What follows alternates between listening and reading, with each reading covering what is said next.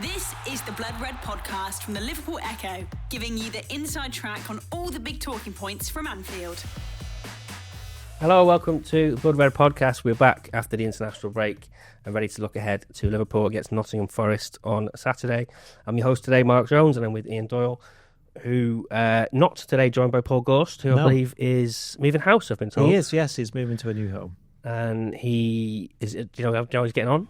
I would imagine, given the fact that he's not said much today, he's a bit busy, so that's a good sign for anybody who's ever moved house. Do you know what you need to do when you move house? You need a good internet connection. You know what? This is early but good. Early but good. I've gone in there because I've sensed the chance. I've sensed the chance. You need a good internet connection. You need a secure internet connection. And to get the best discount off your NordVPN plan, you can go to nordvpn.com/bloodred. Our link will also give you 4 extra months on the 2-year plan. There's no risk with Nord's 30-day money-back guarantee, and the link is in the podcast episode description box below. Pleased with that. Anyway, Liverpool are playing Nottingham Forest on Saturday. Yeah. You have been to the press conference today and to see Arne Slot. How was he? He was there. He was there more or less on time as well. The last couple of press conferences, he's been a couple of minutes late. Not that it makes much difference, but I think it's underlines that he's probably raring to go, given the fact it's been a full nearly 2 weeks since they played Manchester City and lost 3-0. For anybody who's forgotten, which will be most people trying to wipe it from their brains. Yeah, I had actually, yeah. Yes, they're trying to probably forget most of the last 6 weeks or 8 weeks, I should say, certainly from Liverpool's point of view. There was mixed injury news, shall we say. That's the obvious thing that people look for first from these press conferences. Alisson Becker's back, and if he comes through training today, he should be okay, and he'll be, basically, Slot said he's the number one keeper, so he'll be starting. And that's no slight on Mamardashvili. I think it's interesting with goalkeepers is that sometimes when a new goalkeeper comes in, you're kind of keeping an eye on them, or you're slightly fearful, like when the ball goes into the box or somebody has a shot from range. But I never ever thought with Mamardashvili in goal, it never bothered me that he was there. You know, because he kind of has that level of assurance. He played in defeat, but you couldn't really put anything massively down to him, could you? It wasn't really... No, I mean, and also it's difficult, isn't it? Because he's coming into a team that took about half the time to work out that he's the different foot to Alisson and kept them put onto his wrong foot. So they got there eventually. And I think what we've seen from him is that you can see why Liverpool bought him. He's definitely a good shot stopper. But there's also quite a lot in terms of improvement he can do, certainly with the ball at his feet and certainly coming for crosses. But that's, don't expect to be the finished article at his age as a goalkeeper anyway. But yeah, so Alisson's back. Just stay with him for now. Is there a risk, do you think, because he's had these injuries before, hamstring injuries, is there a risk in terms of putting him in and playing, the games now are thick and fast? I don't think so, because I think they've had so much experience of him being injured, is that they won't rush him back, and they certainly didn't rush him back last season, because Kelleher was in goal and was doing particularly well. Even when Yaros came in for a game and a bit, he did okay. So I don't think they've been under any inclination or any need to rush Alisson back from any of these injuries over the last couple of years. So if there is a recurrence, it won't be because of that. It will be because he's got obviously something long-term wrong that, given how good he's a goalkeeper, you'd rather have him in for 75% of the season out for 25 and rather than just not have him at all. And just obviously the presence of the man, he's how many years he's been, everything he's won. That going to give a lift to a squad that needs it going into these run of games now, just having him back, the security of him. I think also it sends a message out to the opposing teams as well, doesn't it? Because we know that certainly when, funnily enough, I can't even remember one. Did Mamardashvili have to cope with any one-on-ones? I don't seem to remember any. There must have been at least one. He played that many games and he's been... I guess you I know there was the one. There was the one against Brentford. And he nearly saved that one as well. And he nearly saved that one. You can argue the Haaland penalty is kind of a one-on-one. Well, he saved that one. Yeah. So, no, you can't argue that. Okay, no, try. You can't. So, nice try, though. He is good at saving penalties, though, isn't he? His last two he saved from Mbappe, didn't he? For Valencia at Real Madrid, where they won 2-1. So, in that sense, it's not his fault. But going back to Alisson, I think he will offer that kind of level of security. I wonder whether Liverpool will play slightly differently defensively, just referred to the one-on-ones, whether they'd be quite happy to let people run through a bit more and just trying to catch them offside, knowing that Alisson's that good dealing with those situations. And it's that solidity, as you say, the stuff about playing the ball back to him onto the foot. Let's hope they've remembered that he's switch it over. Yeah, but he's there's a reason why even you look at all the goalkeepers who's worked with him at Liverpool, going from Mignolet said he was one thing when he was out the team for Karius, but he said when Alisson plays, like, fair enough, he's quite literally the best goalkeeper of his generation, and he is. So I think Mamadashvili is very much the same. Kelleho's the same. So there's and Adrian as well. So there's been no real complaints there. These players just know that because of Alisson's injury problems, that they'll get an opportunity, and they've just got to take it. And you've got to say Mamadashvili did. We'll come to the bad news then. Two pretty surprising to me anyway. Well, one of them less surprising. I think you're referring to Conor Bradley and Florian Wirtz, who are both out of the game against Nottingham Forest. Conor Bradley for a while, but we think not so long. Yeah, he was funny because he mentioned something, Slot, where he said he was talking about, I think, was it about Isak? I can't remember what he was talking about. Was it Isak? Or he was talking? No, it wasn't, was it? It was a different position. Was a centre back? It was about the centre backs. And he says, we've got this many centre backs and players who can play centre back.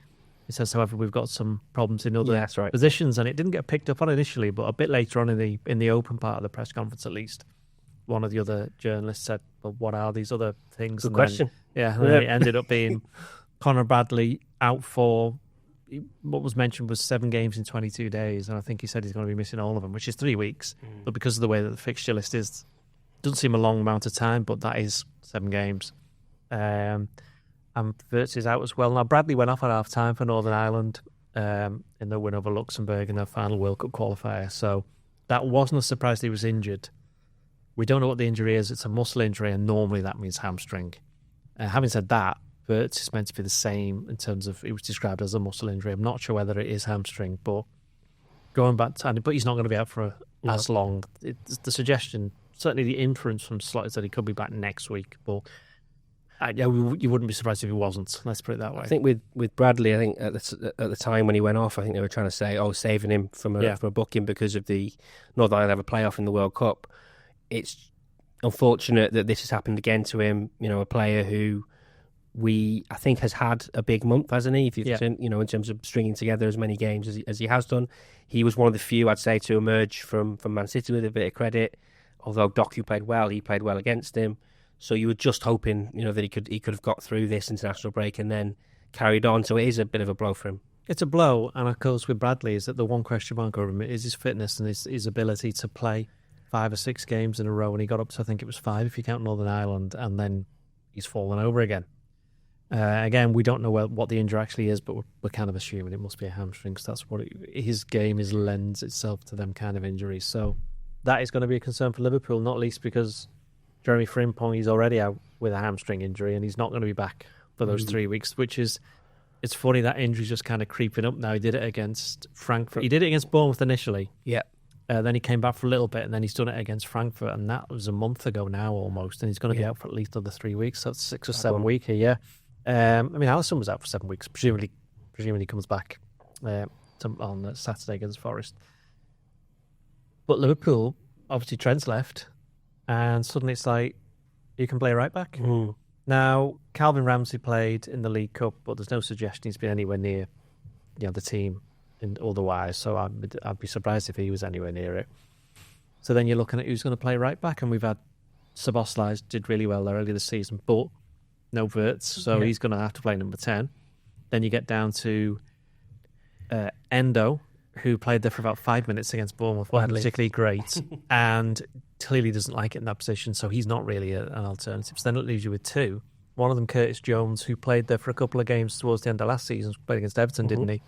Then against Fulham, I think it was as well, where they lost. So that, again, that'll be a way of getting him into the team, because I think he deserves to be in the team.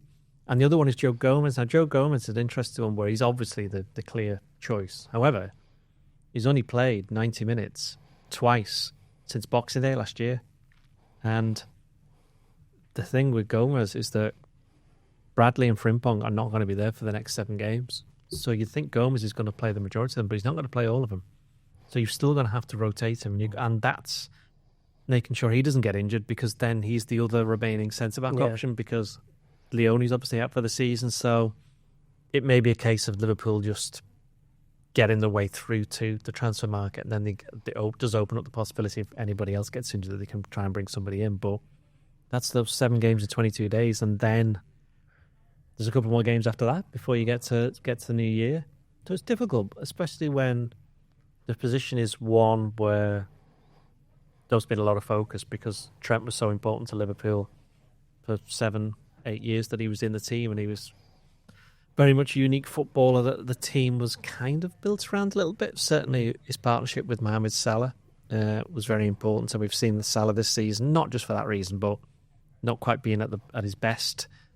So yeah, it's probably the one position where they didn't want an injury, and they've now got two. Yeah, and just on the two, there was a lot of talk, wasn't there, when Trent left, that, it's fine, they're well stocked with these two, with Bradley, who we've seen come through and has so much promise, with Frimpong, who had done so well in Germany and looked like he offered so much going forward.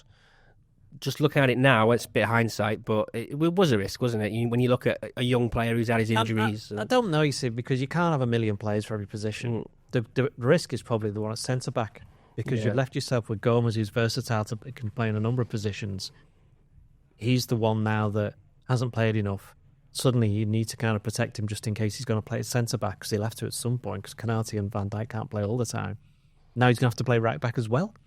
And suddenly it's like, hang on, so this player who himself had his hamstring issues last season, although he hasn't had, I don't think he's been injured once this season. I don't seem to recall it. It's just not on the list of things. He needs to get minutes under his belt. And he hasn't had much game time at right back on the slot, though, has he? Or even left back? No. And I think the other thing, both him and Endo are players who've come out to kind of complete games and complete wins, and Liverpool haven't had any. Hardly any for the last couple. So even the ones that they have, you look at Real Madrid, I think they only made one sub in the second half, or Villa. I think it was Villa where they made one sub. They just haven't, because they need to get things going. They're trying to keep the team out there for as long as possible, because then they put Wirtz on the left wing and then he gets injured anyway. On Wirtz then, that's obviously a blow. He looked very good for Germany. He got a couple of assists in a 6-0 win over, I want to say, Slovakia. Was it 6? Was it 6 in the end? Yeah. I think it was. Gave up on 5. I think he did as well. Did Wales win at the weekend? Wales did win. Wales got 7. Yeah, I know. Wales got 7. For the tricky playoffs, though, isn't it? Yeah, it's a bit of this. It's a bit like Bosnia at home, which you think should do that, okay, but then Italy, Italy is going to be tricky. But back to Wirtz. It's just a shame because, I mean, one of the great international break activities that we have around here is looking at what German media says about Florian Wirtz, and after that game they were very effusive in their praise for him. I saw the word perfect. I may have used it in the headline myself. He was getting a lot of praise, and so you'd think perfect chance, right, come back to Liverpool, kick on, and it's not going to happen at the weekend anyway for starters. No, it's not. And unlike Isak, for example, he's not really been bothered by fitness concerns. His has been more about getting himself up to speed with the physicality of the Premier League, which is a bit easier if you're doing it on the left wing than playing in the number 10 role of a team that's not really functioning properly. So, yeah, it is frustrating because he did kind of have that kind of upward momentum. You know, his confidence was on the way up after a tough couple of weeks, and no one had been talking about him in a negative way, for example. But now no one's going to be talking about him at all because he's not playing. So you might argue that's good for him that he can get himself out the firing line. But I think, for example, maybe it's less. Forest is almost like the game that he was bought to play in because it's we know that Sean Dyche is going to put. He's probably going to play 4-4-2 and put everybody behind the ball kind of thing. So you know exactly how that's going to work. So it would have been more interesting for Liverpool had they played Forest when Postecoglou was still in charge. Yeah. It probably would have been a much more different game than they'll have on Saturday.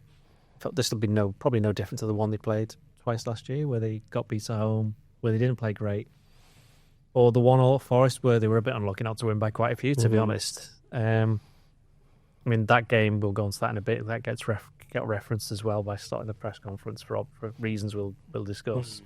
But yeah, first and PSV Eindhoven in the Champions League and that would have been exactly. Yeah, so bit of a blow for him. Yeah, another player who came up, Alexander Isak, who again had a bit of a strange international break. He played the first game for Sweden, played half an hour. I think a lot of people were going, okay, that's good, get a bit of match rhythm into him. Didn't play the second game. He's another one similar with Bradley where they've rested him because they don't want him to get booked for the playoff, which is understandable. But Liverpool would have liked him to get a few more minutes. You get the impression that the club were a bit miffed at that. Not sure miffed. I think there's a certain level of expectancy when you've got your leading player goes to play for their national team. You kind of normally be like, oh, I hope they're not playing. You know what I mean? Yeah. Whereas this one, they did want him to play a few minutes, and he only got the 28, didn't he? In one of the many games Sweden have lost. Yeah, they're not very good, are they? They're really not very good. Well, they've still got in the playoffs, haven't they? Yeah, why can't Wales get them? That would have been good. Well, this is the thing. This is the whole... Let's not go on the way the World Cup gets decided, because we'll be here all day. But yes, Isak, again, it's an interesting one. I know we'll pick our teams later on, but would you be starting him? I'm not sure. But how do you get him fit if you don't play him? So it's like, it's a catch-22 situation, and Liverpool are now probably these next raft of games, probably through to the end, probably up to the Tottenham away game. In fact, you probably include that because Tottenham's own record's been terrible this season. They'll be looking to win most of those games now, because they put themselves under the pressure of the games like Brentford away, Palace away, Chelsea away, United at home, City away. In isolation, if you lose them, you lose one of them, you'd be like, oh, well, that's, that can happen. Or Forest at home, and I know Liverpool lost to them last season, but that, and everyone thought it was a surprise. So that tells you that you got Forest at home, Leeds away, West Ham away, Sunderland at home. I know they've started the season well, but they don't win many games. And Brighton at home, and all the games in the Premier League are difficult, but some are a lot less difficult than others. And I think you'd say I'd rather have those games than the ones I've just mentioned that Liverpool lost. So with that in mind, I mean, getting Isak ready for those, and the kind of almost guaranteed Premier League goals he gives you. Yeah, those goal ones is 8. Well, that's it. It's almost this kind of two Isaks exist in your life now. There's the Isak that you remember from Newcastle, and there's this one who just hasn't got going. If they did get him going, though, that's just that digs him out of a hole, doesn't it? It's to have a goal scorer like him in your side. You've got. I know XTK's done very well, but to get him in these Premier League matches that or against opposition that he knows that he played against, that he has scored against, it would make such a difference, wouldn't it, if they can get him right? It's just, as you say, how do they get him right when they're playing every other day over the next few weeks? Well, there's enough games to play him. It's picking the ones, and if they'd done all right at the start of the season, they'd be able to throw him into these games. It wouldn't be such a worry, but because they need the results, they can't probably really afford to do that. And then it's like, well, when does he play? Because they're out the League Cup, in which he played. If that's the only game he scored in, isn't it? The Southampton game. He didn't play against Crystal Palace, was injured. Again, that's another poor time and injury there. Yeah, it's Frankfurt, which was a month ago, wasn't it? Now. Yeah, and he started that game and he was on the bench, wasn't he, against the last game. City didn't come on because it was pointless, because they were losing 2 or 3-0. And I know that you want to give him minutes, but not in a massive losing cause where you could have, which I seem to remember Gomez came on towards the end, so you needed to give him some minutes. So, yeah, it's not the ideal situation, and they paid £125 million for him. So, if it's kind of a 50-50, 60-40 call, they're probably going to have to play him. One of the other topics came up in a press conference, you touched on it before, Andy Robertson after the Scotland game. Scotland qualified for the World Cup, and I think everyone, this post-match interview he gave, which went everywhere, and I think it was just a real reminder, I think, to a lot of people who might have started to overlook the fact that, the tragic loss of Diogo Jota is still a very real issue around Liverpool, a very real issue around the players. You're talking about, in Robertson, that's one of his good mates. In, Robertson achieving something in the way he did, qualifying for the World Cup, and it shows you, the fact that Jota's the first thing on his mind, as he said, on his mind all day. Yeah. It just, I think this last couple of weeks, I think it's been a little reminder over the last few days, so it's been a bit of a reminder to people that, these issues, grief, it doesn't just go away overnight, and it is going to be an everlasting issue, certainly at Liverpool for the next, who knows how long. The thing about this is that it's kind of got mentioned recently, certainly on social media, where some people, fans of opposing that's what we're getting were saying you can't use that as an excuse, and Slot was asked about it today, and he says, look, I have absolutely no idea whether this is affecting the players or not. I don't know in what way it's affecting. It could affect everybody individually. All we know is that we miss him as a player.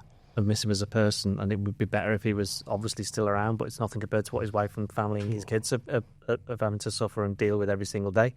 And we know everybody's, when you get older like me, you end up, more people die, basically. And so you kind of, unfortunately, have to get used to it, but that doesn't necessarily mean that it's an easy thing. But people grieve at different ways and different times, and there's no rule book that you're supposed to follow. So I think the best way to describe it is, though, if you've got a group of friends who you also happen to work with, and then you kind of have this aim to do something, and then you achieve it, then you go out and celebrate it, and then when you go, right, let's do this again, and then one of them dies straight away.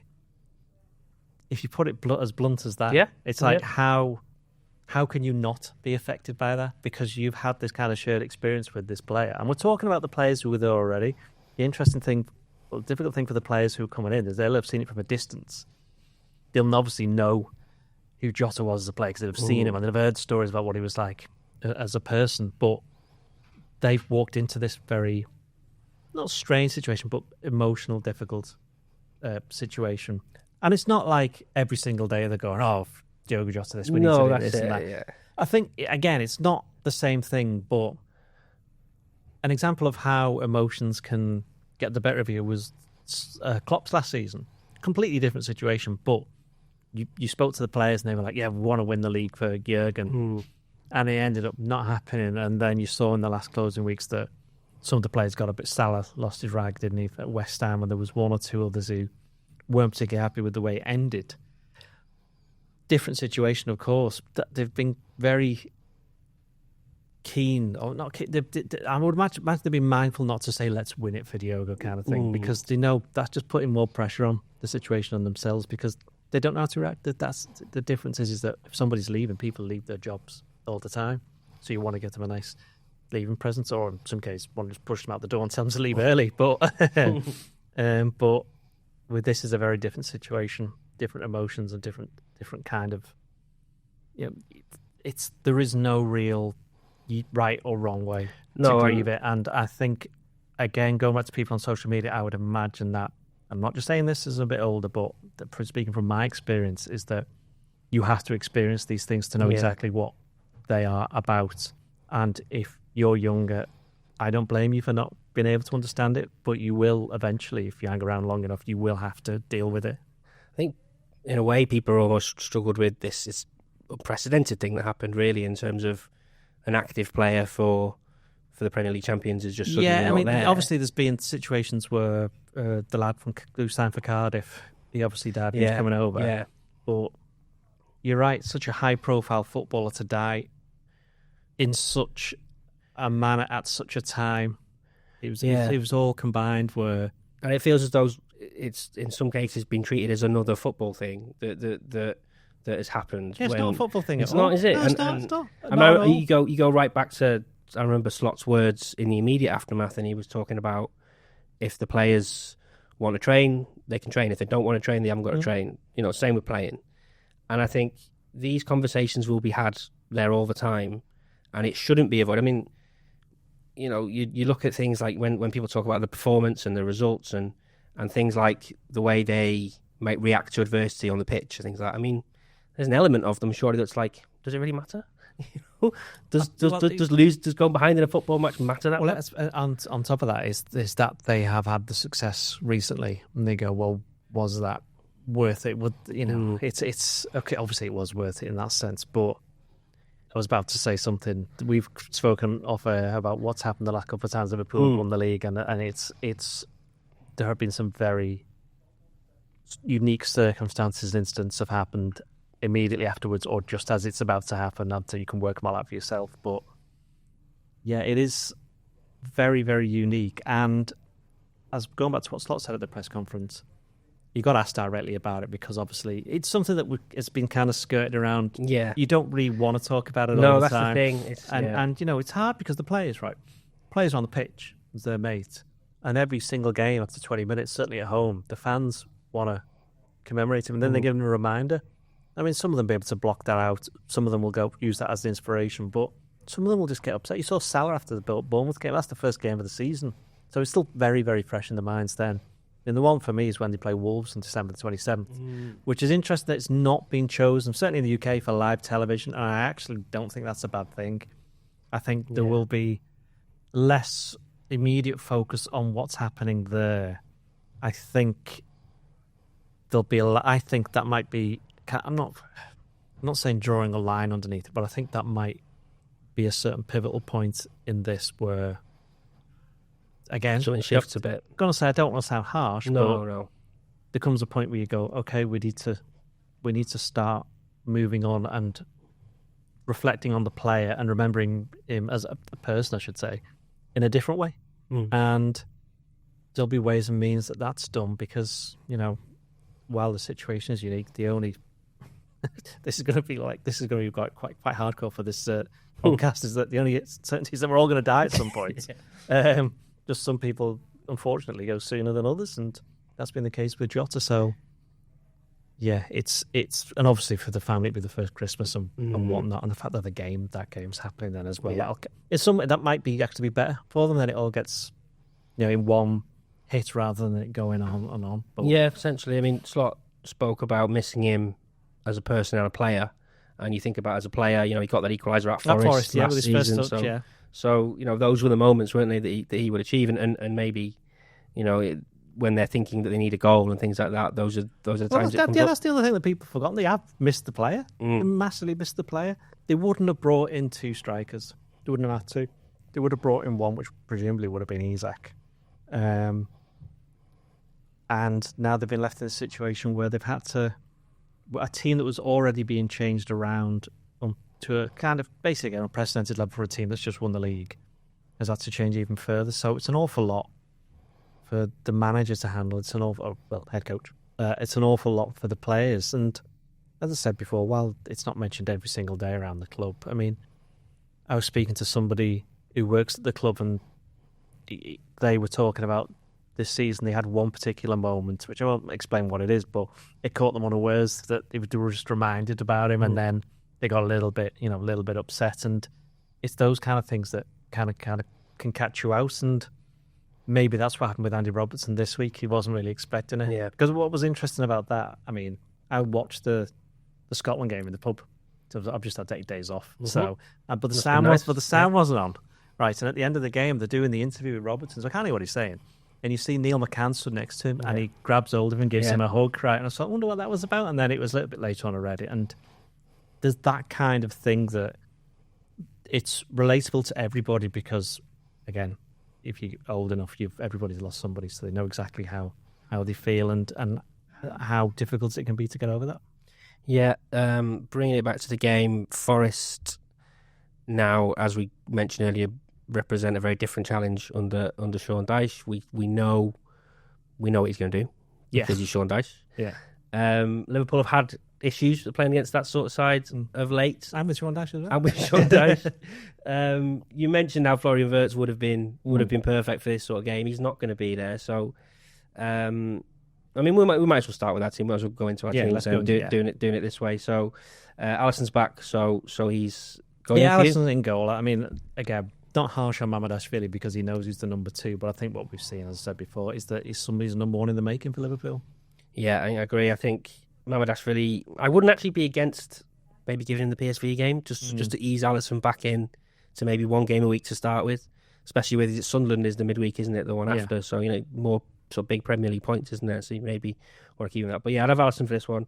Back 4 then, obviously big. Well, questions you'd say on both full-back sides. Canati and Van Dijk have to play. Yeah. Left back, I think, let's be brutally honest here, it's probably going to have to be Kerkez. I know he's had his setback of both him and Szoboszlai missed out on the World Cup because Republic of Ireland scored in the injury time. Troy Parrott, wasn't he? Was he? Tottenham, wasn't he? He was Troy Parrott. Tottenham, yeah. So, I thought you did a Troy Parrott repeating joke then, but no, I'm not doing. No, okay. I'm not going to do that. I'm not going to do that. We're not going to do that. I'm not going to do that. So yeah, I play Kerkez at left back, and then at right back, I would, because he needs the minutes and they're going to need him for games ahead, I'd play Joe Gomez. So I'm with you with the centre backs. Obviously, I agree. I think Kerkez. I think it's Andy Robertson's obviously had the week he's had. He missed Thursday's training. Was it with family funeral? Family funeral, I think? yeah. So, I'd like. Look, I know there's been a lot said about Kirkes probably into these microphones, but he's not going anywhere, is he? He needs to, he That's the problem. Yeah. I think he needs to start improving. He needs to start improving, but he's not going to get there without games. And I think this run of fixtures that are coming up, I almost think is a perfect chance to integrate him, put him in, take him out. And the pressure's slightly off, I Robertson. think, for some of the new ones, because no one expects Liverpool to win the league now. Now that the expectations have shifted, and I think that might help them. Right back, I understand the Gomez point. I just think it's going to be a game where they're going to be on the ball. It's Sean Dyche, if we haven't mentioned. There's going to be a lot of Liverpool possession. I wouldn't be averse to the Curtis Jones move. The only thing I'd say on that is that I think that Forest have some tricky wingers. They do. Hudson-Odoi scored that goal there last season. They have others. Well, Langer's left, hasn't he? Yeah, Langer's gone. They've got a few other ones that I can't quite remember at the moment either. So, no, does producer Ian know any Forest players? Chris Wood, thank you. He's injured, he's injured, and also he's a striker, not a winger. Other than that, thank you for your contribution. You weren't listening, were you? No. He wasn't listening, was he? I get your concern, but I think Liverpool are at home, they're going to be on the ball. And I think if you play Jones there, it opens up the opportunity for maybe a bit of swapping with Szoboszlai, covering for each other. So I'm going to go with Curtis Jones at right back. Okay. Midfield. I mean, the rest of this team is going to be really easy. Because it probably is, yeah. It's going to be Gravenberch, McAllister and Szoboszlai, purely because another reason not to play Curtis Jones in this case is that they're going to need something else from the bench. True. And he'd be somebody that can go into midfield that can make a difference in any of those three roles. Are your midfield the same? It is the same, yeah. Just to touch on Szoboszlai, you got a little mention, didn't he, in the press conference? Got very emotional after that Hungary game, didn't he? But any concerns there, he'll be fine when he comes back into the side. It can work either way, can't it? It can either be he'll be in a massive grump and then he's like, I'm fed up with this, especially after everything that's happened already this season. One other thing for him to have to cope with, or he just turns around and says, well, you know what? Let's just crack on. Won the league last year. I feel I quite like that, and I don't like getting beat. I'd rather keep winning. So he wants to win some stuff. So he'll. There's been no reason for him to be anything other than that, though, has there? Because he's been Liverpool's best player this season. Yeah, front three then, yeah, and with no Wirtz, it's a bit of a lifeline for Gakpo to come in. You'd think big game for him, perhaps. A game. I don't think Gakpo's been that bad this season, to be honest. I know he's not got the goals he would have wanted, but he's not the only one. I think 5 teams in the Premier League now have scored more than Liverpool this season, which is, I think it's 5 teams have scored more, and 6 teams have conceded more. So it kind of tells you why Liverpool are 8th, I think. Although, the way that these fixtures are going over the next couple of weeks, maybe Liverpool wouldn't take much to move them up the table. They're only like 2 points off 4th or something like that. It's so close. It's like it is very, very close, and I think you'll learn a lot more. Slot always says after they've all played each other once, which I think is round about just after Christmas. Gakpo for me. And the only question then is who plays up front. Yeah. And I'm going Ekitike. Yeah, I'm with you. I think I don't think you can put Isak into a game after he's only had that, whatever it was, 28 minutes. Ekitike scored for France over the international break. It was from that, coming from the left position, that everyone's a little bit intrigued by. But he didn't score from there, though, did he? Have you seen the goal? I thought it was kind of a 1-2 with Mbappe, wasn't it? Yeah, he kind of was down the central. He's kind of through the middle. Good finish, first time. It was good. Yeah. But no, I think you're right. I think you start with him and then you give Isak another half an hour, maybe. Well, this is the thing, is that Liverpool last season, they had quite a lot of game changes. We mentioned Jota. At the moment, look at the bench. I was just about to say, the bench is a concern now, isn't it? Because, you could argue that Frimpong to a certain degree could have been one. Conor Bradley certainly is one. Who else isn't there? I've already forgotten. Well, Wirtz isn't there. He's definitely one. So then you're left with even someone like Jadon Danns. He's been injured. He's still injured. He might not play again until at the start of next year, or certainly towards the end of this year. He's another one who done his hamstring. Taking a free kick from the 21s. So attacking substitutes. You're looking at Chiesa. There's Chiesa, who, to be fair to him, he's the one that has made a difference. But Isak hasn't really tended to, when he's come off the bench. Ekitike to a certain degree, as he's got the winner against Southampton from the bench, didn't he? So maybe Isak doing something from the bench when opposing teams are a little tired from Liverpool having had all that pressure, and been very accustomed to playing the Premier League as opposed to the Champions League, where he's not played very much in his entire career.